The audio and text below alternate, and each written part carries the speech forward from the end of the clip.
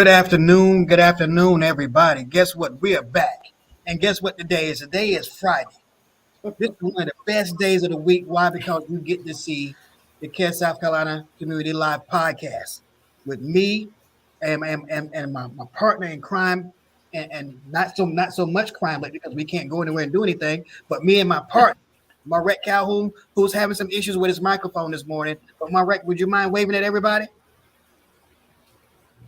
And so he's glad to see everybody, just like I'm glad to see everybody again. Glad to have the two wonderful guests on with us today.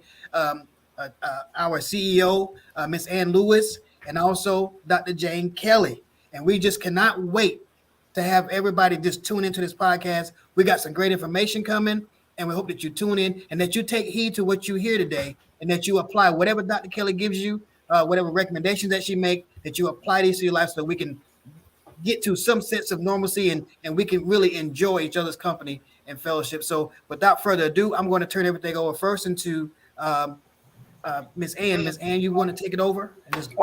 I can introduce Dr. Kelly, although she absolutely does not need any introductions. But I am really anxious to hear this. We don't need to get too comfortable or lulled in until we know what the scenario is. And I have my notebook ready to take a lot of notes.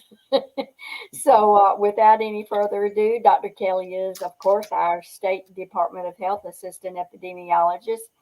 The information she's been sharing with us over the last 18 months has, in the case of CareSouth, it has really made a difference. And let's hear what we got going on today. Dr. Kelly. Well, thank you so much for inviting me today. I'm glad to be able to present some good news, because I know that this has just been an exhausting, whoever expected that we'd be still doing this 2 years down the line, still concerned about where is COVID-19 going? How do we protect people? What does the future hold in store? So certainly there are still some unknowns.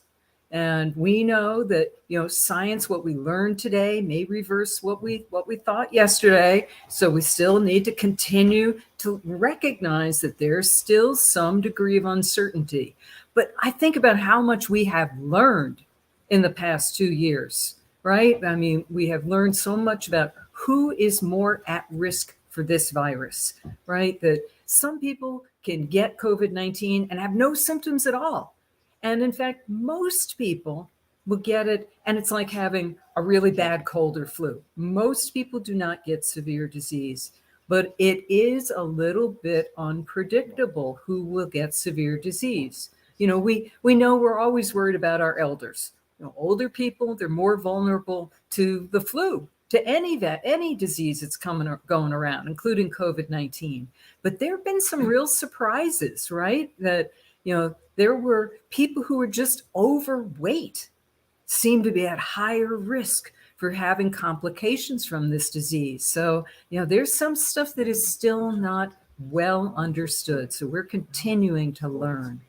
But, I look back 40 years ago when we were just learning about HIV and AIDS, and it took years. It was 4 years before we had a test for HIV. Compared to within a couple of months, we had tests for COVID-19. And I think about, we still don't have a vaccine that'll prevent HIV from going to AIDS, but we do have a vaccine to prevent this virus going on to severe COVID-19. So, we need to celebrate that. There have been some real successes here, understanding who's at risk and who would benefit the most from vaccine. I know there's still some skepticism out there, though. I know there are still people who are not vaccinated, and I would just encourage them to ask questions. We are in a very different position than we were even this time last year. This time last year, vaccine was new. We didn't know as much about it as we do today. Today, we know that more than 550 million doses of vaccine for COVID have been given in the United States.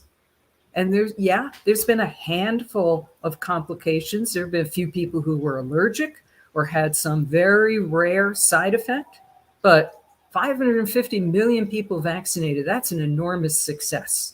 You know, the number of lives saved.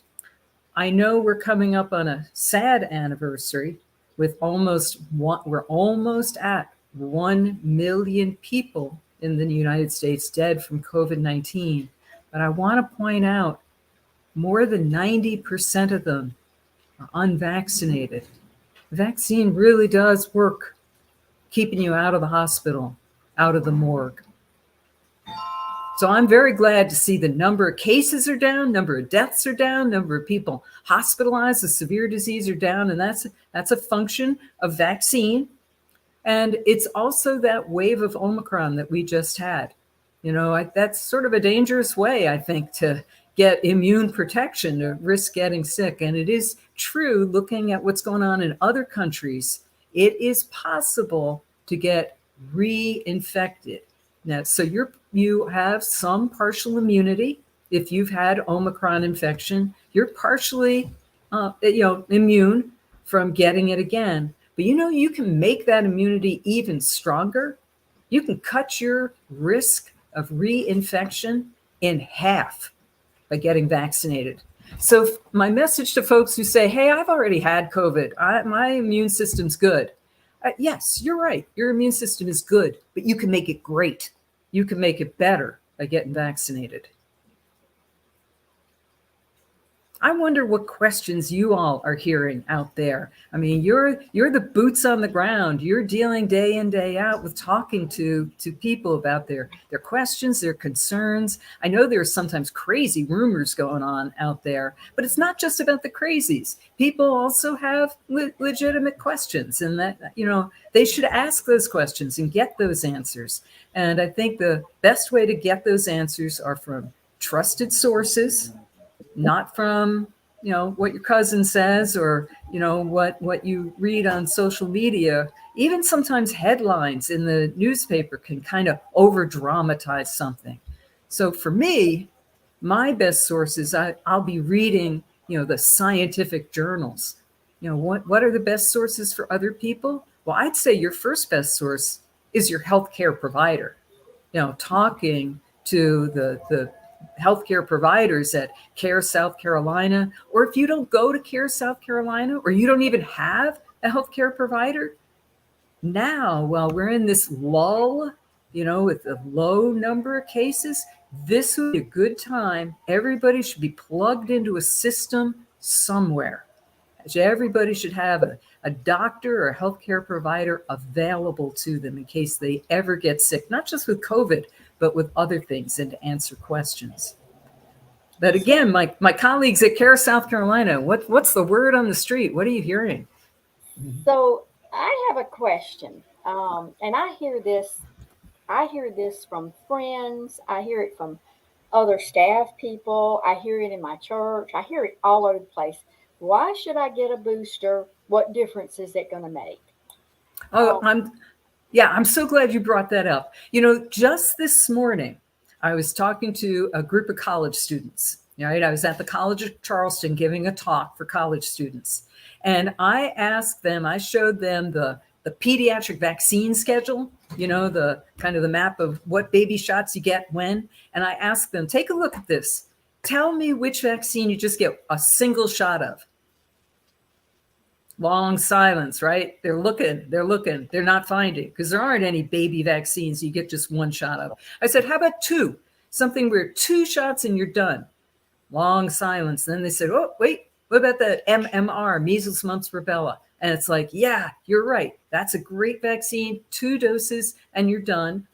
Though it's not 100%, every once in a while we still get outbreaks, right? Nothing in life is 100%. But most of those vaccines, you get 2 shots initially, and then you get a 3rd booster, a 4th booster. Some of them you even get a 5th booster. And some of them, you continue to get boosters during adult life, like the tetanus shot, right? You get a new booster every 10 years. That's right. Nobody seems to question that we know, because we've got decades of experience with those vaccines. We know they work. We're not having people get lockjaw and tetanus when they step on a rusty nail. They're vaccinated for it. It is rare to see a vaccinated child with chickenpox, but it took several doses of vaccines. So the point I'm trying to make here is boosters are the norm. That's what we do with most vaccines. Your immune system is busy every day. Every day you're dealing with whatever viruses or bacteria or mold or pollen that you breathe in. Your immune system is fighting off all those pathogens or those foreign proteins. So what happens when you get vaccinated is you're showing your immune system, hey, pay attention to this. This is a bad virus. We want you to make antibodies and be ready. And then you wait a while, then you show it to your immune system again. And then you wait a longer time. And it's a reminder. You've got to have that reminder to your immune system that this is important because it's busy dealing with so many other things. So what do we know about the COVID vaccine and booster? We know that the booster dose does improve your ability to fight off severe infection. The most important thing is getting vaccinated in the first place. That's right. Because if we wanted to look at like hospital rates, death rates among people who are not vaccinated, I'm sorry to say it is much, much higher than people who are vaccinated. And the people who get the booster, they have the lowest rate of all. So the booster does help. And it makes sense to me as a physician, because I'm thinking about all those other vaccines that we give a booster for. It's the norm. That's how your immune system works. So I know some people are feeling like, hey, if I need a booster, does that mean this vaccine doesn't work? No. This is how vaccines work. Will you need boosters forever and ever? Will you need a booster every year? Well, we don't know that yet. For the flu shot, you get a new flu shot every year, so maybe that's a possibility, but we don't know that yet. I know in other studies right now, for example, in Israel, they are giving a fourth dose to workers in healthcare settings because they're exposed to the virus that much more, doctors and nurses in the hospital. And they're giving it to older people over age 65. So we'll learn from their experience. Do you really need more than this, third dose? We don't know yet. Let's see what we learn from other countries. Okay, well, Dr. Kelly, well, you answered one of my questions that I had, but the other one was also there's a lot of talk and a lot of rumors that it's causing false positives on the HIV test. That some people are seeing false positives, or that's some things that they're reading or they're seeing. Have you heard anything about that? There isn't any good scientific evidence for that yet, but I know it's being looked at. I can't really figure out in my mind how that would work because the HIV virus is a very different type of virus from the COVID virus. Mm-hmm. So I don't really see why there would be that, cross reactivity. But I think if something should be investigated. Right. But the other thing that's important is for HIV, you never want to rely on a single test. That's right. Because there are false positives. That's right. So if somebody gets a positive test for HIV, we always do a second test. So especially with the rapid tests with HIV, we always then do the Western blot, the more sensitive test. So right now, this business with this cross-reactivity, give you a false positive in HIV, that's a rumor. I don't think there's any scientific evidence for it yet, but we need to look into that. But meanwhile, my message is, don't panic. If you get a positive HIV test, you always need a confirmatory test to make sure. And also, if the confirmatory does come back positive, CareSouth does have infectious disease and care innovations, and we are able to get you on medication, get you into treatment, and we can get your viral load down to zero or close to zero. So there is still treatment for even those patients who do test positive for HIV. We do have that service here at CareSouth. So we are living in such a different era. You know, I was an intern in 1981 when we had our first cases of HIV and AIDS, right? This is more than 40 years ago. And it was a terrifying time because we were helpless. We didn't have any treatments. And then we finally got some good treatments in 1994. And in those days, people had to take a lot of pills. Now, for some of those combination pills, sometimes it's like one pill a day. So we have, and absolutely, you can get your viral load down to the point where it is undetectable. Yes. And people today can live a normal lifespan living with HIV, but they got to take care of themselves. Yep. That's right. That's right. Yep. So I get this question quite a bit. You know, the CDC just gave us this new ranking methodology, and we're so thankful that right now I think all of South Carolina counties are in the low or the green, so to speak. Well, I get a lot of people just saying, well, that means I don't have to wear my mask anymore. Mm. And I just kind of like, I don't know completely about that. There are a few, have you gotten your vaccines and things like that? What do you think about just flinging our mask away and doing as we please, even with the low? I have my mask right here in my backpack, my day pack, because this is a very individual decision. And it's also an individual situation decision. So, for example, a person, you know, you go to the grocery store at a time when it's not real crowded, might choose not to wear a mask because you know the amount of transmission that's going on in your county is low. On the other hand, if you went to some event like I don't know, a concert or a play, you know, I have gone back to doing that. I have gone to plays. I wear my mask. I'm sitting there in an indoor setting with people I do not know. I don't know how, you know, their risk factors. I don't know if they've been exposed, they've been vaccinated. And so I wear my mask. Even though I'm vaccinated and boosted in that indoor setting, I choose to do so. Maybe somebody else chooses not to do so. But the things I think you need to think about is what's your risk in that situation? Are you in a crowded room sitting next to people you don't know? Are you outside or in a very uncrowded situation? And also your personal risk factors.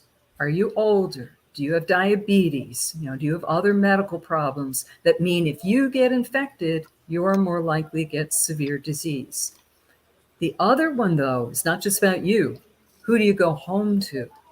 You go home to grandma who maybe is vaccinated, but because she's older, her immune system doesn't work as well. Vaccine doesn't take as well in her. Do you go home to your, sister who has lupus or sarcoid? You know, they are relatively immunocompromised, meaning their immune system, even if they got vaccinated, it just didn't respond as well as somebody else. So I think, I'm really encouraged that we've got low levels of transmission and that the number of cases are going down in hospitals, number of deaths are going down, but I still exercise some caution.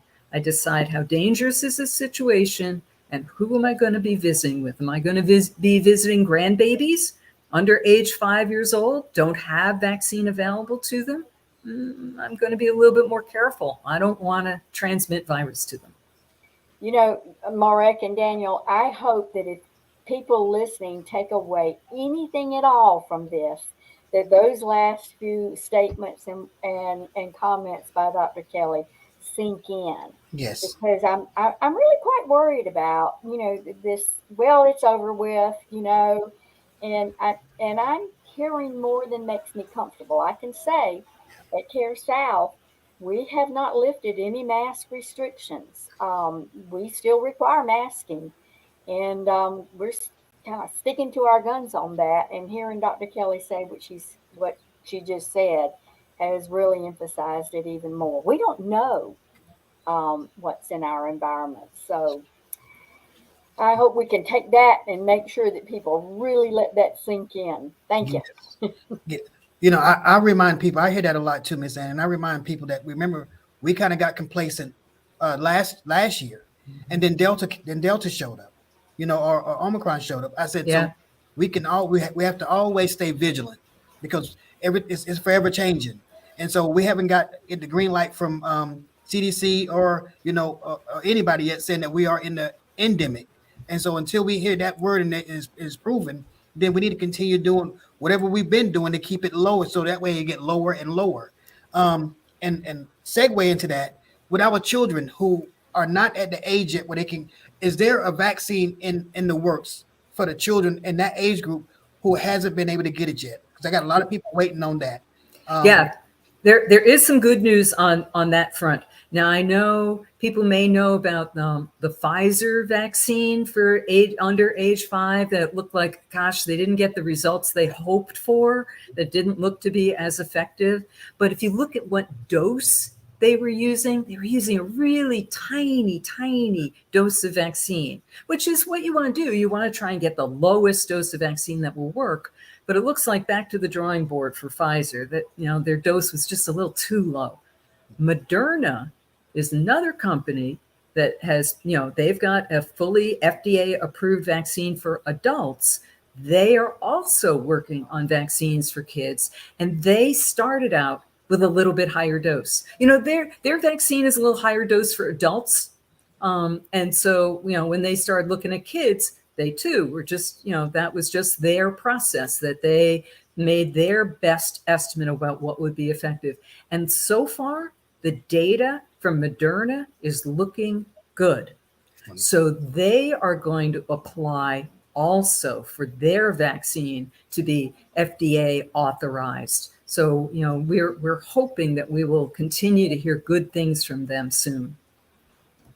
So we're not there yet, but it is looking good. I don't want people were really disappointed when the Pfizer results were looking not good for kids, but they were giving them a really tiny dose. They were, doing their best estimate, but it looks like it was too low. So Moderna also doing work in parallel. That's why it's good that we have several different vaccine companies working on this. That they all have different approaches, and we can see which one is the best fit for different people. Yeah, that makes sense. That's a very good point. I don't want to harp on masks, but I've had a lot of people comment to me that if there was any benefit, and frankly there have been several benefits learning from the pandemic, we learned that mask wearing wasn't really all that bad. Yeah, for some people it was, but as we watched a lot of Asian countries, they wear masks during the respiratory season just normally. And come next year, I didn't have a flu or a cold or anything. I'm going to bring out that mask. No, it's true. And really our influenza rates went up a little bit this year, but still, like last year, we had like zip influenza. We had very little flu. And we didn't have a big increase in the number of people who had flu shots. What we had was a big increase in people wearing masks, keeping their distance, washing their hands. And, it just goes to show you how effective masks can be. Now, nothing in life is 100%, but masks really helped. And the proof is in the fact that they helped with keeping flu down. And so I know what you're talking about. I've traveled and I've seen this in multiple other countries, that it's just routine that, especially on public transportation. I mean, I know they're talking about removing all these, the recommendations or the requirements about wearing a mask. But I know if I'm going to get on a subway somewhere, I'm going to wear my mask. You're just cheek to jowl with people in the subway, right? Mm-hmm. Well, too, Dr. Kelly, I go outside in the yard and work outside this season with all this pollen that's falling. And it's automatic that I get my mask even for the pollen. But I've noticed too that whenever I leave home, that I'm more apt to leave my cell phone home now and not my mask. Because if I don't have my mask, I feel like I'm naked. And so, it just become part of my life, it become, habitual. So I think that's a good thing. That's a good habit. And I hope most people have that same have that same effect on people, that this is part of me now. So just like my cell phone, I need to have this mask with me as well. Somebody texted me and asked me to ask you about Deltacron. So Yeah. Deltacron is another COVID variant. And what it does is it's got some of the same mutations as Delta, the Delta variant, some of the same mutations as the Omicron variant. And so we haven't seen those in combination before, but we've seen them individually. We've seen these mutations in Delta, we've seen these mutations in Omicron. It's just they're now put together in this variant. That's not a surprise to me. These viruses mutate all the time. They're always switching out. And when I use the word mutate, that just sounds really scary, right? Like a mutant monster.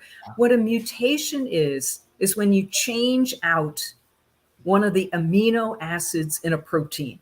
Amino acids are like the building blocks of proteins. So you change one of them out and the protein changes shape a little bit. So, Deltacron, we've got a couple of mutations from 2 of these different variants. So it produces a little bit different shaped virus. But so far, what we know is that vaccine still works against it. Vaccine works against Delta. Vaccine works against Omicron. So it makes sense to me, but you never want to just take it for granted. You want to test it. But what we're seeing so far is that the vaccine still works against this Deltacron. So it's not like a monster that we can't control. Certainly there is always the worry that the day may come when we get a variant that vaccine does not work for, but we're not there yet. Even the BA2, that's the other one that's a new variant starting to spread, looks like vaccine works for that. Looks like if you had Omicron, you're at least temporarily protected from that. Now, if you had the Delta variant, 6 months ago, you might not be as well protected as you think anymore. So if you had, let's say you had COVID last summer or earlier than that, I'd really highly recommend getting vaccinated. Add to your protection, that's going to help protect you against the Omicron, this Deltacron, and BA2, the new variants. But Dr. Kelly, I'm sorry. Go ahead, Marek. I'm sorry. No, I was just checking to see if y'all can hear me. I had to improvise a little bit. In contrast and comparison to that, the flu mutates yearly sometimes, don't it? And they adjust the flu vaccine to that mutation, right? The flu vaccine, the flu mutates even more than COVID-19. So the flu, sometimes you hear it termed like H1N1, there's an H name and an N name, and those numbers change out. That refers to 2 different proteins on the surface of the virus, and it does mix and match every year.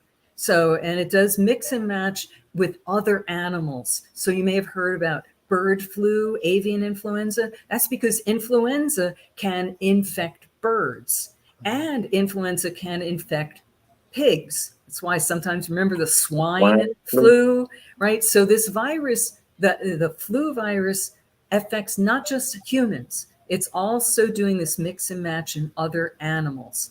And the flu, because you need a new flu shot every year, is because it really varies year to year. So COVID-19 also mutates, but not as much as we see with the flu. That's why I say, I don't know if we'll need a booster every year like we do for the flu. For the flu, it's almost a different vaccine every year, not a booster, not a reminder. It's a different vaccine because you got different flu variants circulating. What goes on with COVID-19 is not as dramatic as what's going on with the influenza. Well, and speaking with that, I know that DHEC put out an advisory I think a couple weeks ago that if you find any dead birds in your yard, just lying around, to bag them up and bring them in so they can be tested to see if that was a natural cause or if they actually had some type of infection or something like that. But somebody also asked the question, and they were just joking when they asked this, but they want to know, what are we going to do about these COVID babies? Because they are extremely smart and that they need help with them. Yeah, you do. Wait a minute, I'm not sure. With these COVID babies? Yes, because the COVID babies are not intelligent. they are doing a whole bunch of things that babies didn't do before Yeah. COVID when they come out. And so they was joking, but they was like, these COVID babies are different. They are extremely different. They seem to be smarter. They seem to be stronger. And I think it's just because parents had the opportunity to spend more time with them at home. And I think so. Now I Yeah. understand. Yeah, Yeah. absolutely. I mean, we know this, right? We know this from Head Start and other programs, or children who have been neglected in orphanages. We know that kids are smarter if they have more interaction with other people, with adults. They learn, they become verbal earlier. Absolutely. So I didn't get what you meant at first by COVID babies, but definitely there's something to that. Yeah. I mean, that's, a bunch of social changes have happened in this country in the past 2 years of people staying home more, interacting more with their kids. Well, Dr. Kelly, I got a 2-year-old grandson, and I work on cars a lot. That's my hobby. That's what I do. And so I couldn't find anybody to help me work on my car. And so he just he just watched me over time. And now when I need somebody to go there and start the car while I'm trying to, watch the engine, he knows how to pick the key, put it in the ignition, and start the car. Oh my. Luckily, he's not put it in gear, but he knows all about the car. He knows when I ask for a screwdriver, knows when I ask for a pair of pliers, things that simple. But they are more intelligent because we did spend more time with them because we was closed in together. And so that's why our babies are a lot more advanced. It's because that is really interesting, Daniel. I had never heard that, so I'm really quite intrigued by that. I was also intrigued by something else. I follow an epidemiologist. Dr. Kelly may know who I'm talking about. Dr. Jetalina. I am probably slaughtering her name, but she puts out this email and this information, and she had some really cool information recently, and I wanted to really think about it and maybe even get some reactions. That one of the things that has happened over our pandemic is I know there's been incidences where we feel like our neighbors have been selfish or uncaring or what have you, but overall, there has been an outpouring of grace and generosity and love and caring. We really have kind of taken to heart that we've all been in this together. We've looked after the neighbors down the street and what have you. So I don't know. That really intrigued me. Any thoughts about that?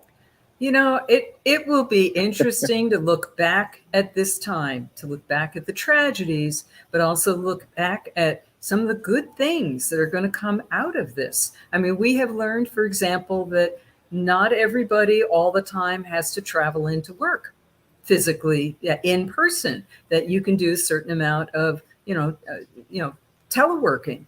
And there are environmental benefits to that, not so much gasoline being burned. There are financial advantages, not having to pay for parking. There are advantages to your family. You don't have to spend as much time commuting. I mean, I think that's a big social change, recognizing, that teleworking is possible in certain situations. But I think the other thing that's going to be, that I think we're really seeing the effect of right now, is the demands for employers, right? We've got an employee shortage in certain fields, right? That we are seeing that, a lot of places are having trouble, hiring people at minimum wage. So people are starting to make some different demands, and I am hoping that workplace conditions for our kind of, lowest rank of employees whom we rely so much upon, but that maybe their working conditions will improve. Not just how much they get paid, though that's certainly important too, but what about provision of childcare, health care, insurance, maybe working conditions will improve as a result of this. So, greater recognition of what is needed for our social fabric. All of those social determinants of health you just named, right? You bet. Yeah. Just to go what Ms. Ann said, is that, people, and I talked to somebody about this a while back too, that this is the first time in my lifetime, and probably some other people, that we had a common enemy, where we're not fighting against each other, but all of us was vulnerable to it. And so it made all of us closer because we had to come together to fight this together. Everybody was a victim, and so we couldn't point the finger at anybody. So we had to work together in my lifetime to try to fight against one common enemy that affected every single family. And so, yeah, I think it did make relationships better because we stopped focusing on our personal issues and we saw the bigger picture. And that made us look at each other a little bit different once we had an opportunity for a conversation. And I think COVID actually opened the door for some conversations that we need to have many, many years ago, so that we can learn each other and know more about each other and grow as a people, and understand that we can put our personal differences aside and we can always fight together for the common good of everybody. So you're right about that. I don't want to minimize the tragic loss of life and the long-term sequelae, the symptoms people are experiencing with long COVID. But I do agree with you that we have learned some positive things. We need to keep that energy moving forward. Yeah, go ahead. I see a question about lingering neurological symptoms, for example, memory lag, emotional distress, and questions about, is there anything, do we know about this? Is there anything we can do to help, especially our young adults or children who are having these, brain fog, difficulty concentrating, difficulty sleeping? This is still, even though we've been dealing with this pandemic for 2 years, 2 years is not a very long time when you've got a brand new disease. We are still learning about what is long COVID, what causes long COVID, how can we treat long COVID. And so just to do definitions, the current definition for long COVID is having symptoms that persist beyond 28 days after you were infected. Now, for some people, that might be loss of, sense of smell or taste. Sometimes that can hang on for several months. But I'm thinking more about the more really debilitating symptoms of fatigue, trouble concentrating, aching all over, just, too tired to get out of bed, to go to work, to go to school, to just, live life normally. It's still not understood why that is going on. There are some theories, and there are definitely studies going on to try and sort this out. There's a question of, could this be a low level of ongoing virus in your system? Or could it be an autoimmune disease, where you're making, antibodies to your own tissues? Like we see that in some other autoimmune diseases, like rheumatoid arthritis. There's a number of different ones. Is there something we can do about? Well, one thing that we have seen thus far is people who get vaccinated, who have long COVID and get vaccinated, or maybe they were vaccinated, got COVID, and now they're due for their booster. The vaccine does seem to decrease the duration and the strength of those long COVID symptoms. Now, that's kind of a soft finding. It doesn't work for everybody. But, statistically, looking at a group of people getting vaccinated after COVID does seem to cut down on the long COVID symptoms. But they are still studying this, trying to figure out, how this virus has affected people for long term and what can we do about it. Frankly, that's been what's been driving my decision personally around minimizing my risk, taking every opportunity to get vaccinated, boosted, what have you. I'll be in line for the shot for the fourth booster the minute it becomes available. But, we don't know what this long COVID means. COVID has an infectious impact on your brain. Yeah. Yeah, people don't realize that. You get encephalitis. You get an inflammation of your brain. The virus can get into your brain. Now, I don't want to just be telling terrifying stories because most people, it's true, most people get COVID. They don't end up in the hospital. But this long COVID business is looking like it affects more and more people than we realized, including children who may not get seriously ill, and yet their symptoms keep on and keep on and keep on. We don't know what that might mean developmentally, what that means putting them behind in terms of not just schoolwork, social interactions, physical activity, a lot of different things. We just don't know yet. And, I've got some young friends who were saying the same thing, that they got vaccinated. They know they're young and healthy, and so they know their chance of getting real severe disease is low, not zero, but it's lower than, for example, mine. But they said they don't want long COVID. They don't want any kind of COVID. So they got vaccinated because of that concern about the unknown. So many things we don't know about that disease. Well, speaking of boosters, Dr. Kelly, I have a question, and this is for me, and I'm not asking for a friend. So I got the Johnson & Johnson back sometime last year, or I think last March maybe. Then I got the booster in October, late October. Would you recommend that I get another booster? Not particularly maybe Johnson & Johnson, maybe Moderna or Pfizer. Like I said, I had the Johnson & Johnson boosters back in October, late October. Sure. So let's go backwards in time, talk a little bit about history, and then, what do we know today? What are the recommendations? My husband and my son both got the Johnson & Johnson vaccine. At the time, we all thought it was as good as the Pfizer and Moderna vaccines. That's what the early data showed. But some things, it's like I was saying earlier, what we learned today may reverse what we thought yesterday. So, that's just the nature of the beast. When you've got a new virus, you're learning in real time. So they got the Johnson & Johnson vaccine because we all thought it was going to be just as good as the other ones. Well, when time goes on, we find out, no, not as good as we hoped. And so the recommendation for everybody was get a second dose of vaccine. One and done, it's just not going to cut it. Get a second dose of vaccine. Either get Johnson & Johnson or Pfizer or Moderna. It's up to you. So then you've got those 2 doses. You're considered fully vaccinated. Should you get a booster? Well, the evidence indicates that it is a good idea for the people who got J&J as the first shot, and no matter what you got as your second shot, that you should get a booster 5 months after that second shot. So if you got your second shot in October, right? November, December, January, February, March, you're coming on 5 months now. Which one should you get? The recommendation is that you not get Johnson & Johnson. Sorry, Johnson & Johnson. But the recommendation is that you either get Pfizer or Moderna.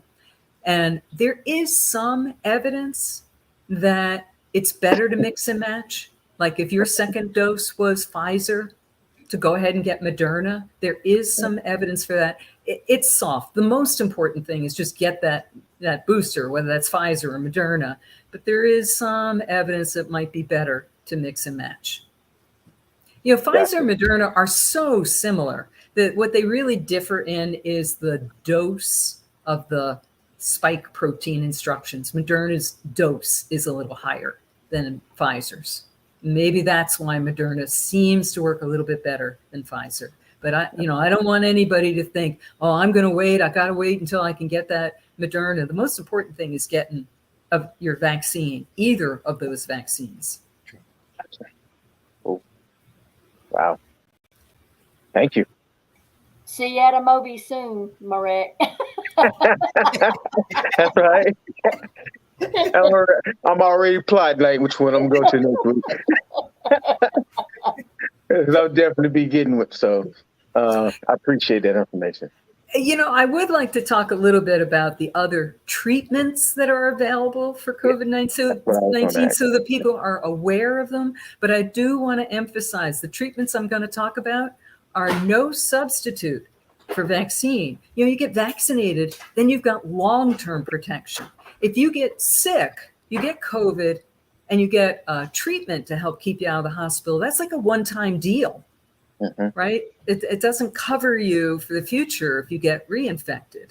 So, none of these should replace vaccine, but I still want people to know about them.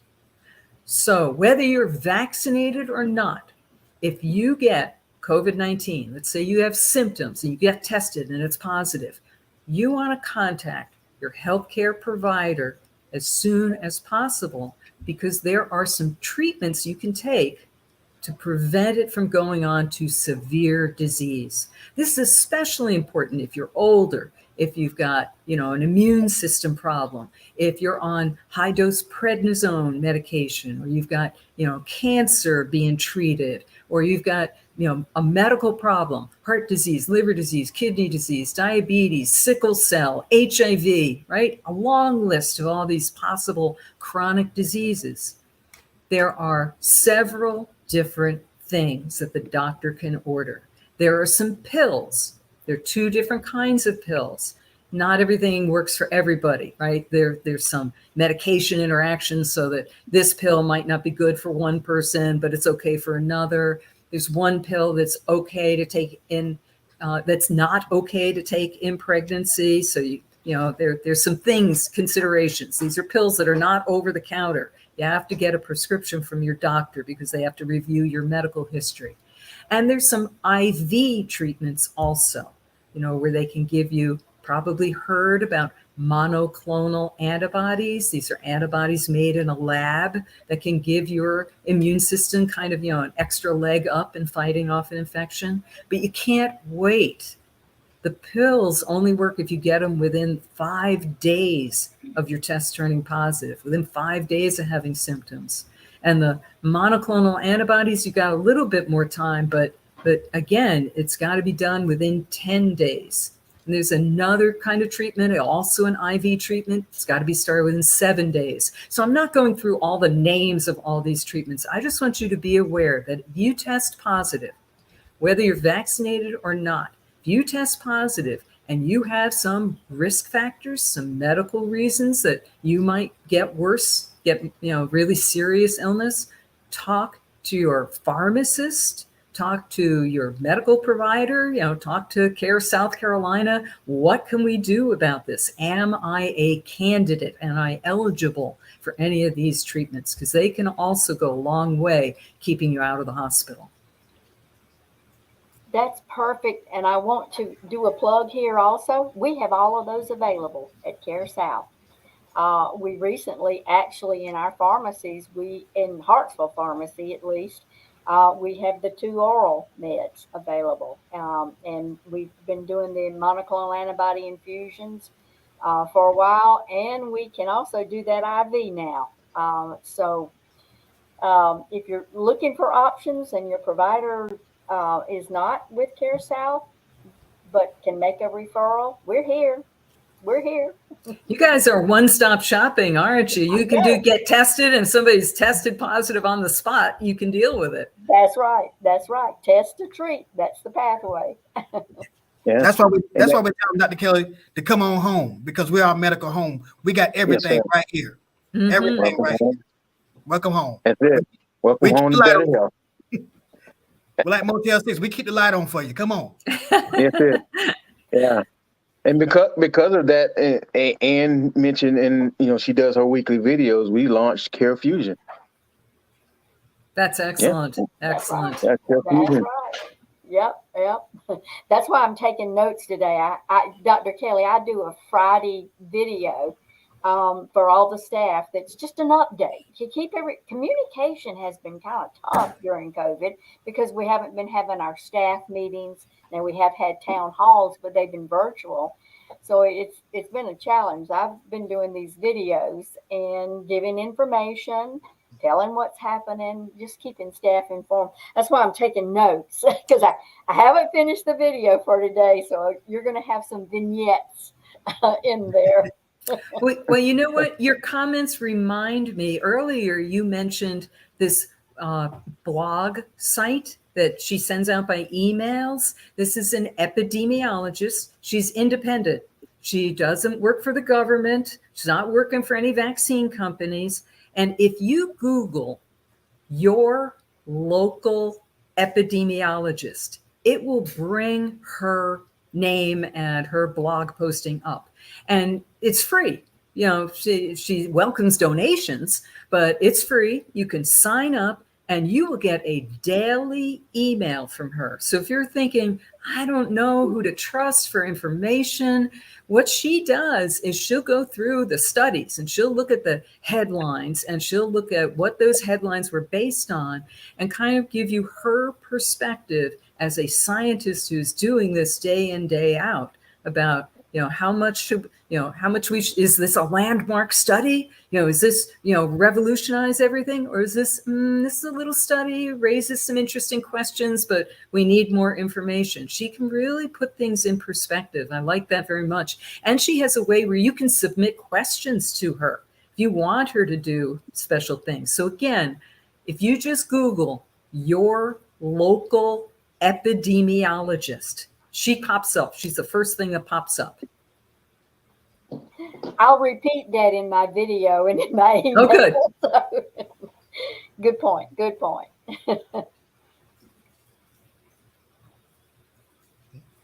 Wow, this is some great information today.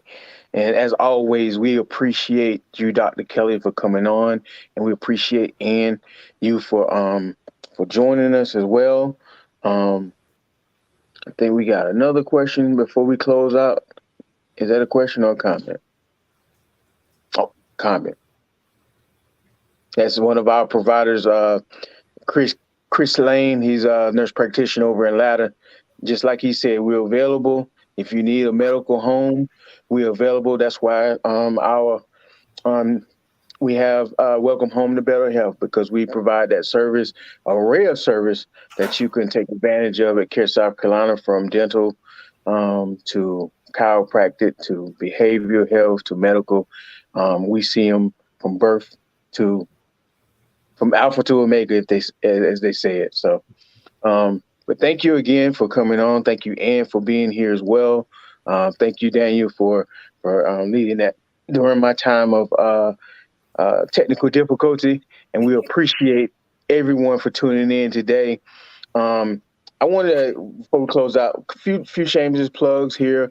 CareSouth, South Carolina, along with Duke Energy, on April 21st, we'll be having an event at our CareSouth South Carolina McCall Center, 3080 Highway 15401 East McCall, South Carolina. It's going to be a drive-through.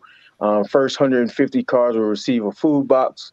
There will be Duke Energy will be on hand to answer any questions about the bill, your bills. There will be other screenings from CareSouth South Carolina be out there, dental screenings, health screenings. There'll be other community partners sharing information as well.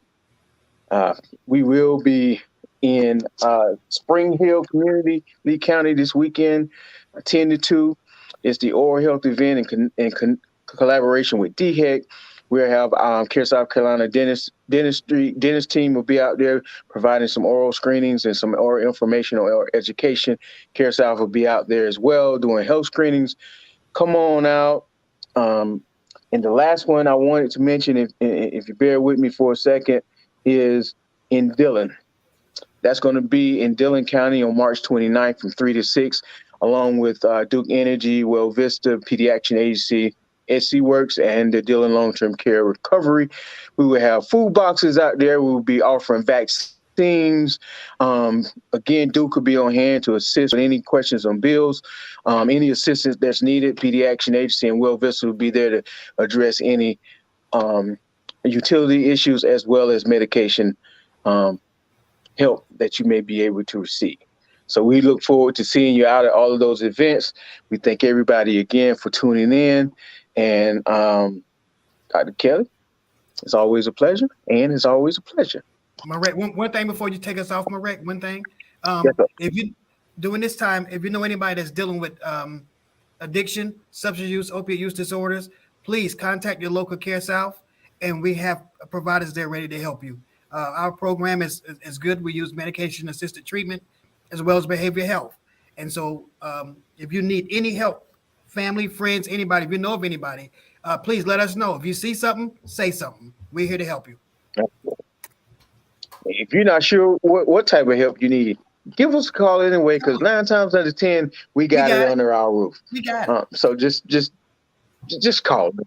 Just call me. Even if you need someone to talk to, just call me. Satisfaction guarantee. Oh, I'm sorry. Us. I got lost. All right, y'all. Yeah, we out of here. Y'all are fun.